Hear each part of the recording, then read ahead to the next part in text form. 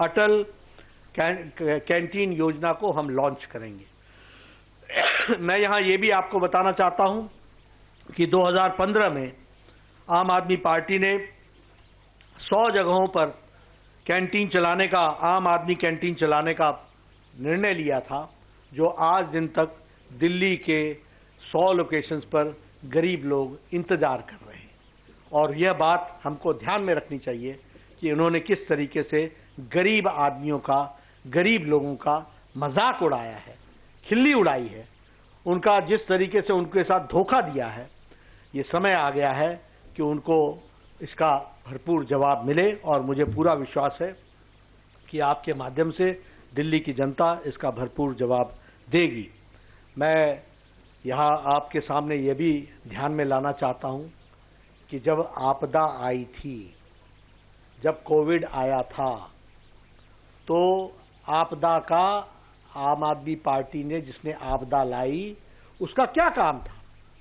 उसका काम था कि हमारे पूर्वांचल के लोगों को गलत गुमराह करके संगम विहार के बस स्टैंड पर पहुंचाओ। संगम विहार ही था, आनंद विहार, क्षमा, आनंद विहार के उस पर पहुंचाओ और उनको यहां से चलता करने का काम किया था। किस तरीके से आम मानवीय व्यवहार किया था। आज ये पूर्वांचलियों के चैंपियन बन रहे हैं, ये घड़ियाली आंसू बहा रहे हैं। इनको दिल्ली की जनता दूध का दूध, पानी का पानी बताएगी और इनको रास्ता बताएगी, बाहर जाने का रास्ता बताएगी। मैं ये भी आपको बताना चाहता हूं कि जब प्रधानमंत्री मोदी जी वैक्सीनेशन में वैक्सीन बनाने के लिए साइंटिस्टों को प्रेरित कर रहे थे, जब घर घर भोजन पहुंचाने के लिए हमारे भारतीय जनता पार्टी के कार्यकर्ता सेवा ही संकल्प के तहत लोगों को भोजन पहुंचा रहे थे, दवाइयां पहुंचा रहे थे, बुजुर्गों को दवाइयां पहुंचा रहे थे, ऑक्सीजन की व्यवस्था कर रहे थे, तो ये अरविंद केजरीवाल दिल्ली वासियों को गुमराह कर रहे थे, ऑक्सीजन के विषय पर गलत बयानबाजी कर रहे थे, पूर्वांचलियों को दिल्ली से बाहर निकालने की योजना बना रहे थे और साथ ही साथ अपना शीश महल बना रहे थे। ये याद रखना चाहिए दिल्ली की जनता को कि किस तरीके से ये उस समय किस में व्यस्त थे। ये लिकर स्कैम की योजना बना रहे थे, ये शीश महल के नक्शे को फाइनल शेप दे रहे थे।